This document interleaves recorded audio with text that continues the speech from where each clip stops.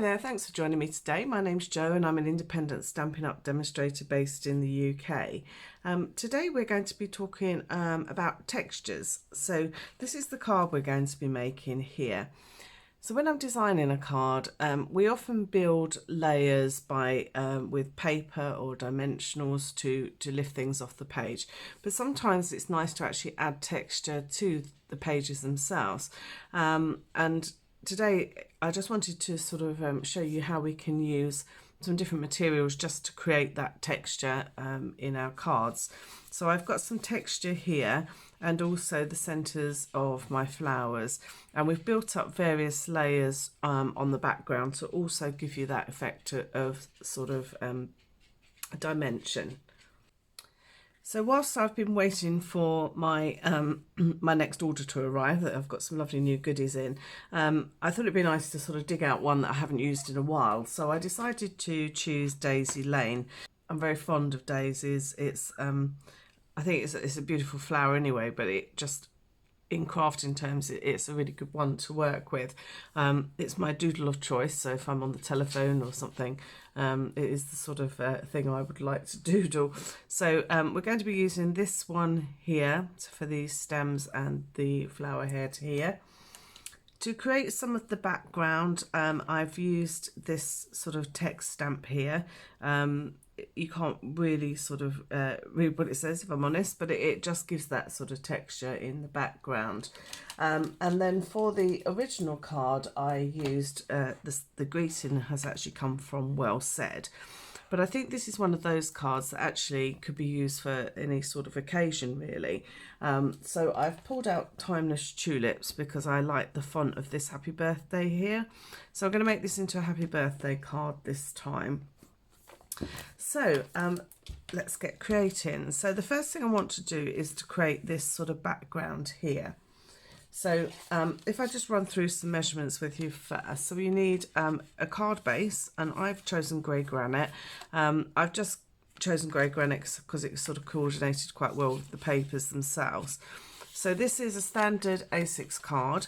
It's 21 centimetres across by 14.85 high, and then it's scored at 10.5 to give me my card base. I then have, for the inside, I've created a bit of an inside here. This one measures 13.85 by 9.5, so that's going to go inside. And then I've got two pieces here. Now this one measures 7.5 across by 14.85, and I have just cut this just slightly bigger than I need. This is 14.85 by 3.5. We will have a sort of 0.5 centimetre to play with on this, but I wanted to give myself a little bit extra so that we could actually make sure it's straight and everything else. So that's those pieces. So I'm going to start off with just our plain grey piece of paper. Now this has come from the In Good Taste DSP. So this is just one of the papers, as is the little strip that we're using here. They're great. They've got textures in them themselves. So I thought they were good ones to use to do a technique concentrating on textures, because obviously they've already got some in there. So it was a really good one to start. So I'm going to start off with this, and I don't know if you can see very lightly in the background, I've got some of this wording. So I'm using basic grey ink, just because basic grey is just that little bit darker than grey granite. It's just going to stand out a little bit more. So this is my text. As I say, I can't actually read what it says. It's kind of just a nice text background, but you can see which is the right way up. So just make sure that you have it up the right way. So I'm just going to ink this up, and I'm just going to randomly stamp it. So I don't mind if it's not fully stamped. I don't mind if it's only part. It's literally to add texture to our background. So don't worry too much if it's not quite as nicely stamped as you normally would. It literally is, as you can see, it kind of disappears a little bit in the background anyway. So just wipe down my surface. So once I've done that, I'm just going to grab a sponge, and what I want to do is I want to add more texture to the outside of my piece here. So I'm just using a sponge and some basic grey, and I'm just adding some more ink to those edges just to give it that darker edge.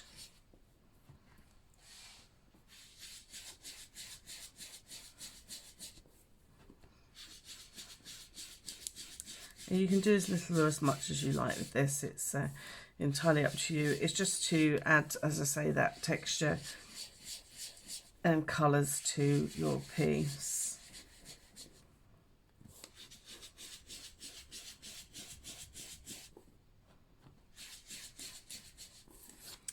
Okay, so that's darkened those edges.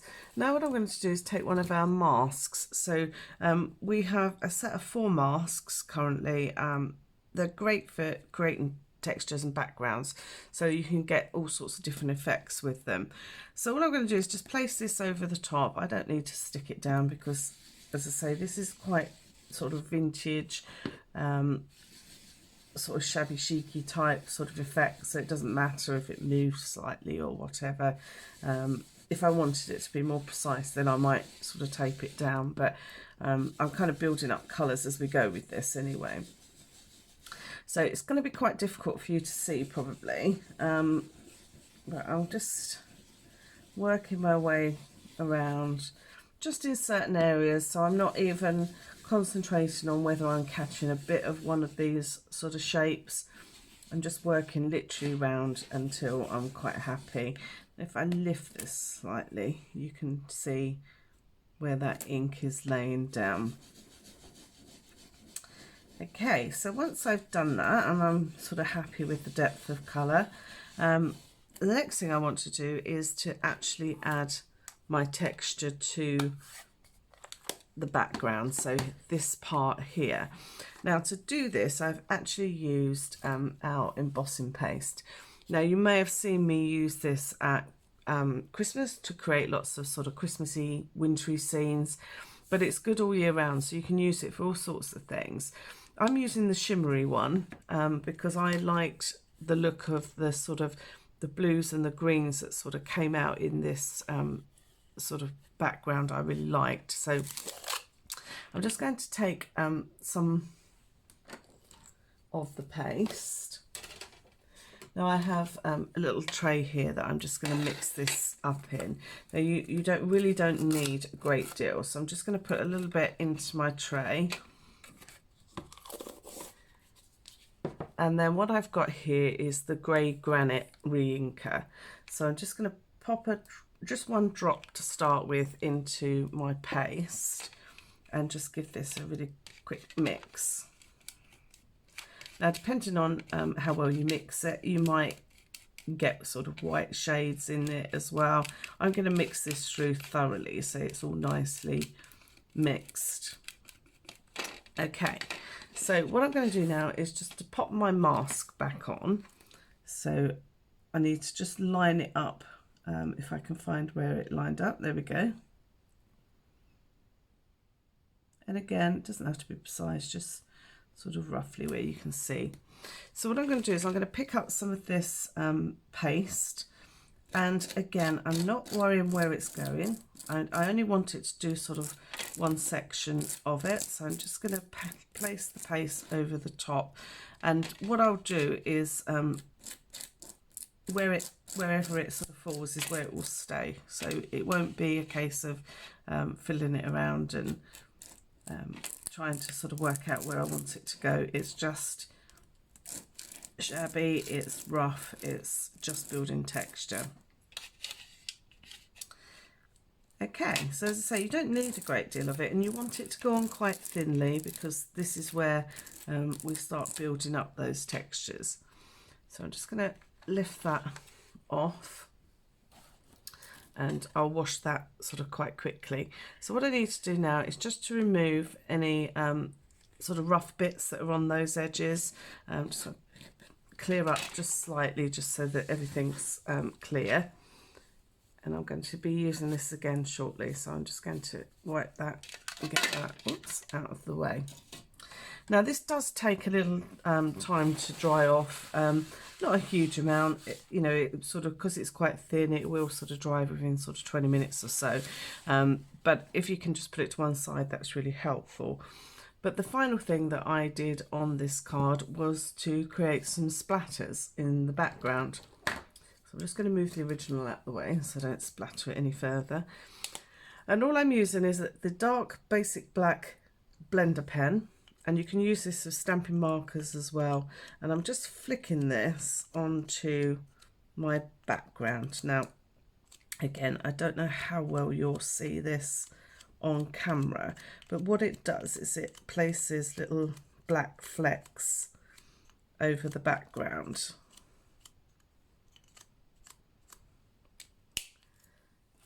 Okay, so again, I'm just going to have a quick wipe. It does obviously splatter quite a bit, and we'll probably need some alcohol cleaner just to remove it off of everything, but you'll get the idea for it. Okay, so now that that is done, I'm going to let that dry for a few moments whilst we move on, and I will start showing you how to actually create our flowers, because that will just give that opportunity just to dry off a little bit. Okay, so what I'm using today are our Stampin Blends. You know that if you watch me regularly that I'm big fan of Stampin Blends. I'm using some colours today that I wanted it to be quite subtle and quite sort of muted tones that went with the grey granite. Now, ironically, for that I've probably used the brightest pens we've got in the pack, which is our Magenta Madness.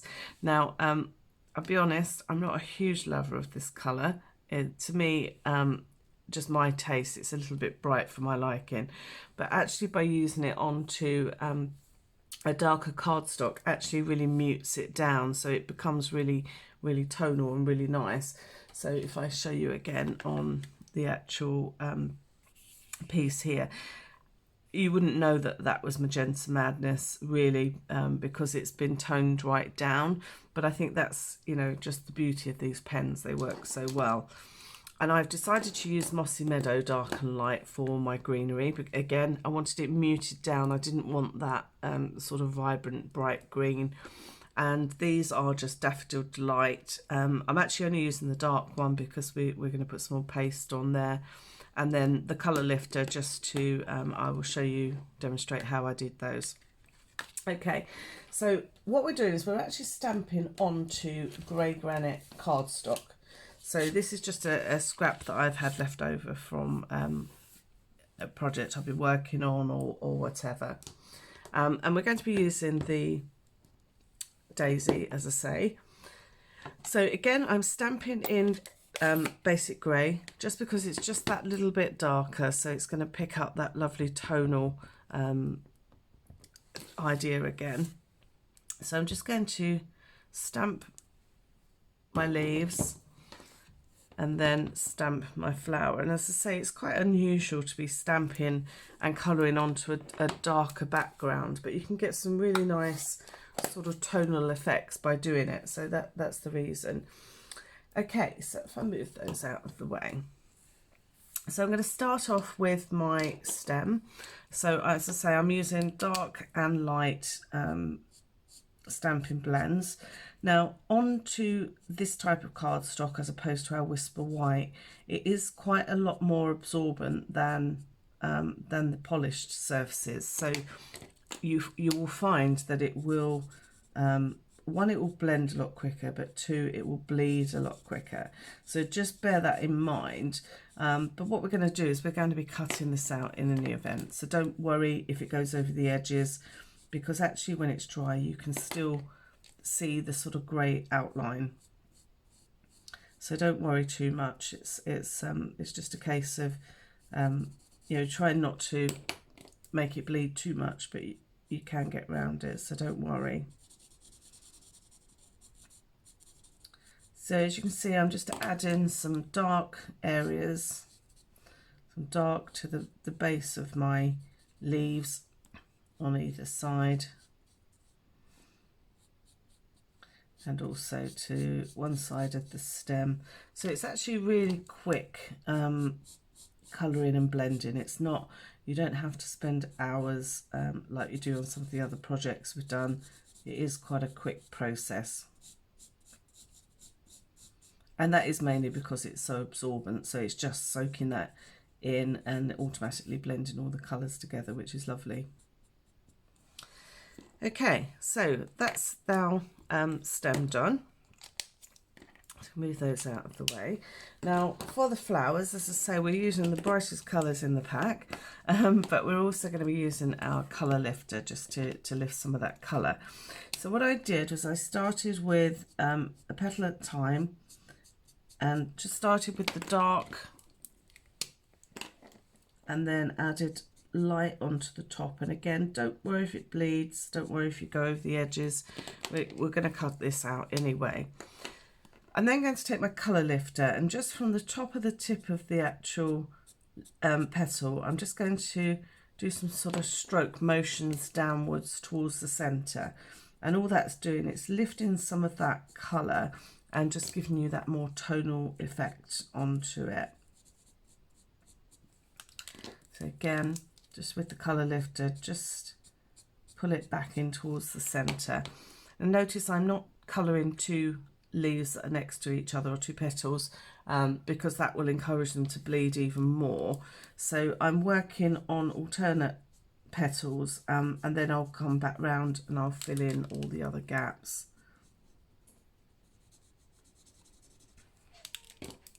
And again, it's very quick colouring. You don't have to spend too much thought process over it. It's, you know, it's quite forgiving. So I would say you should probably use a little bit more of the dark rather than the light, just because we're going onto this darker background. So the lighter one, once it's dry, becomes, you know, reasonably light.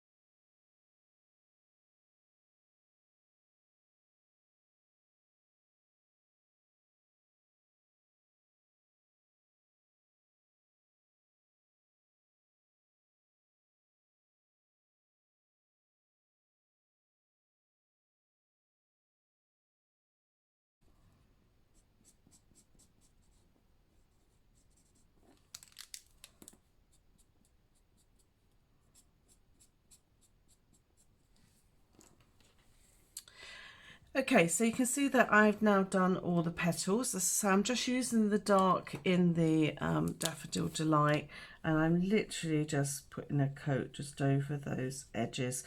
The only reason we're adding that is because we're gonna put some paste on it, but we don't want any sort of grey edges showing if we miss a little bit with the paste or something like that. So then what I need to do is to fussy cut. Now you need 3 in total. I have done 2 already just to save a little bit of time. So I'm just going to cut these ones out now. Okay, so that's all our flowers cut. So now we need to start putting our card together. So this is my card front here. Just want to make sure it's nicely creased. Now what I want to do is just to quickly measure 7.5 centimeters across, which is the width of our paper here. So I'm measuring it from this right hand edge here. I'm just going to pop a quick pencil mark. Equally, if you're using a cutting mat or something that's got your measurements on it, you could just line it up there.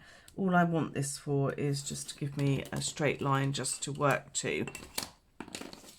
So I'm going to glue onto the reverse.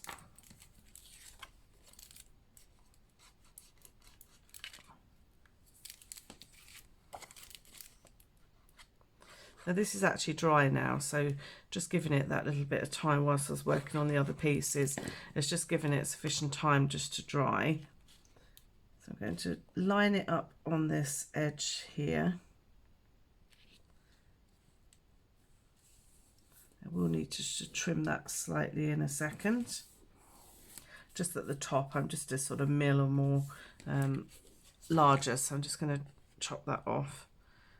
And by doing it from the back, I can actually see where the edge of my paper is.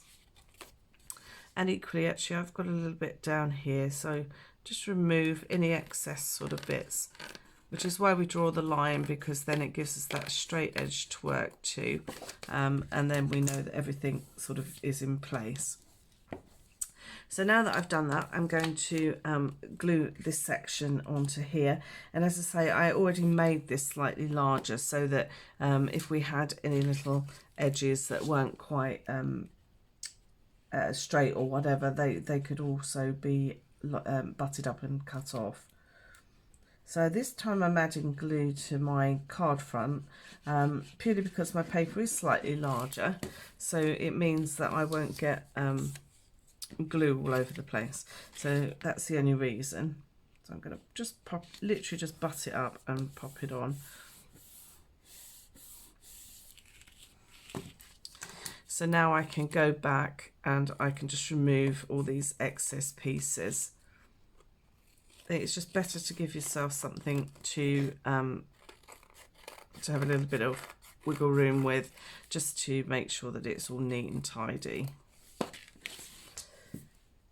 Okay, so that's our paper popped onto the front. Now if I bring the original back in, you can see that I've actually used some of this beautiful lace ribbon. I have got quite a lot of this, and I don't know why I've got so much of it, but I obviously really like it.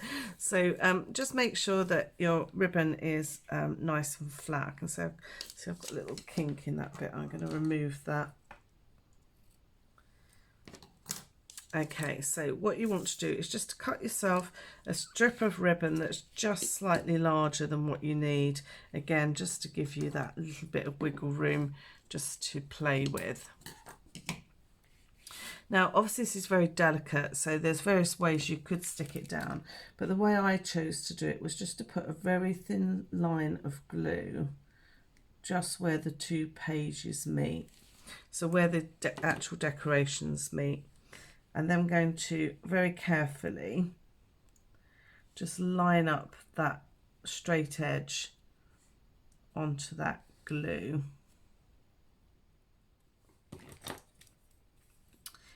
I then just used my bone folder just to make sure that it was actually making contact with that glue, and then you can sort of push it around a little bit if you need to. Now, although this is tacky glue, it doesn't actually come through this lace on this section because it's quite densely all the fibres are sort of close to each other, so don't worry too much about that. This is not sticky now, so don't worry about that. So now I'm just going to cut off those ends, and because they are glued at that section, you shouldn't find you get any fraying or anything like that. But being sort of vintage, if it does, it's not the end of the world. Okay, so that's that section. Now what I want to do is to add my flowers. So you notice when I cut these out, again, I left myself a little bit of extra. It's just purely for handling purposes, really. It'll just make it so much easier. So I'm just adding some glue very carefully to not necessarily all, but quite a lot of the sections of the stems. And I tend to use tweezers for this part. I just find it's just that little bit easier. And I'm going to start off with my middle one. So I'm literally just going to let it fall where it wants to fall. Okay, I'm just making sure that it's stuck down where I want it to be. I'm then going to take some of our dimensionals, and I'm going to pop one of the daisy heads just on top so that I can see where I want to position the other ones, because if I if I did all the stems first, I wouldn't necessarily see where the flower heads were going to be. So I'm going to do the same again, just a little bit of glue.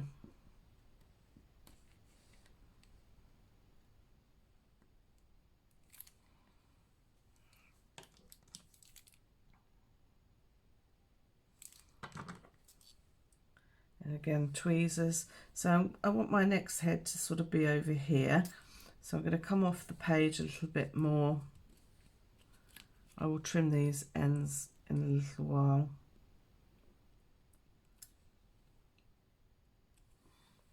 So just going to again take one of the daisy heads. And this time I want it just to overlap that one just a little bit. So I'm going to pop it down there. You could of course arrange your flowers wherever you want them to be. You could use different flowers if you don't have daisy lane. There's all sorts of opportunities with floral designs, of course. You could just use flower heads if you wanted to. So I'm going to put this one sort of over here.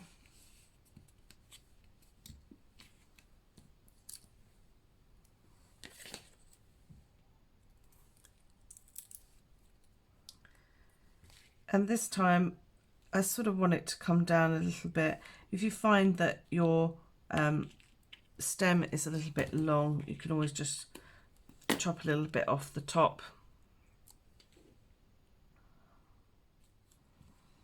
So there we go. So that's our 3 flower heads.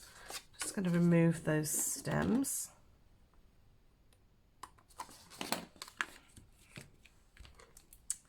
Okay, so now what I want to do is to mix up these centres of these daisies. So again, all I'm using is the embossing paste, and you need even less this time. So really a really small sort of amount. Even that will be too much probably. And this time I'm using So Saffron. So I'm just put a small little drop of that into, and again just make sure that it's all mixed up really, really nicely. As I say, we need such a small amount of this. So what I'm going to do is pick up some of the paste and I'm going to start dabbing it onto my flower centres.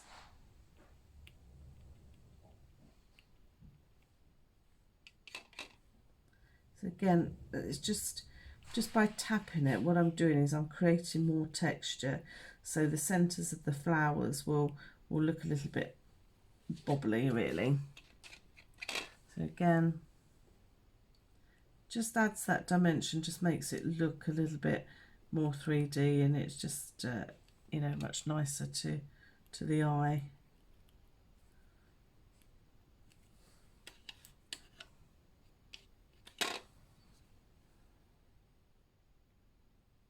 You can see you really do need the tiniest amount. It's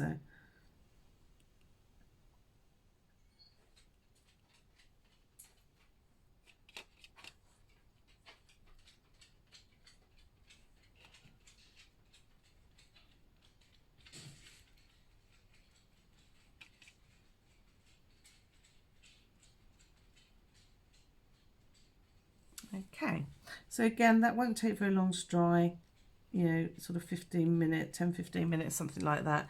It's not going to take very long because it's very thin, what we've put on there. So just be careful not to touch it if you can help it. Okay, so that is that section done. I've got some little gems that I added here, so let's add those now. Okay, so I've got, you can place them wherever you want to place them. I'm just sort of arranging them around really. Just adds that little bit of bling to the card. And now all I need to do is my greeting and the inside of my card. So I should do the greeting first. and I'm using just a scrap piece of black cardstock. Just going to use my dust buddy just to remove any sort of fingerprints or anything like that. My Versamark ink pad, and as I say, this is from the Timeless Tulips stamp set, and it's just a happy birthday. So I think it's one of those cards that could really be used for all sorts of occasions, so it's quite a good one to do. Just going to add some embossing powder.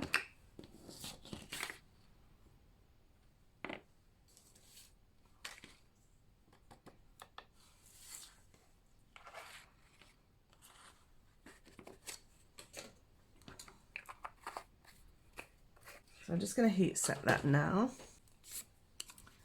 So I'm now just going to fussy cut the greeting. Okay, so that's my little greeting done. I'm just going to bring in some of our amazing black dimensionals. These are fabulous for using with your black cardstock. They just sort of disappear a little bit more, that's all. So they're really good to use. I'm just going to cut one in half.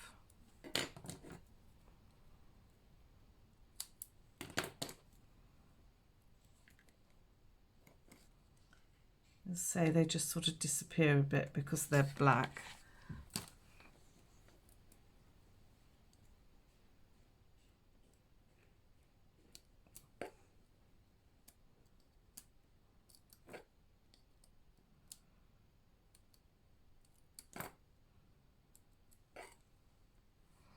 Okay, so now I'm just going to position this where I'd like it to be, and I'm going to pop it roughly in the same sort of position, just over a little bit, I think, this time. So that's done. Now what I need to do just finally is to do my inside. So I did exactly the same as I did before. So this is a very vanilla cardstock. I'm using basic grey as before. Just grab my sponge, and again I'm just working around the edges. This is just to knock it back a little bit so that it's more tonal. It will mix in a lot better with our actual design. So that's the only reason I'm doing this, really. Otherwise it can seem a little bit stark, so it's quite nice to sort of do something a bit different. I'm just bringing in my stencil again, my mask I should say. Again, I don't want it too dark this time on here. I just literally just add in a faint sort of background just to kind of give it some detail. Again, I'm going to use the word stamp that I used before. Again, just lightly on that edge, wipe up, and then finally I did just add a few more of the splatters that I did on the front, so I'm just going to move that out of the way. Again, just you can probably see this a bit better this time.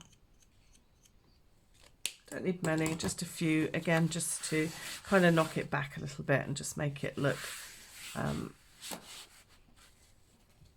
so it all blends in. So if I bring in my card, oops, a gluey glue.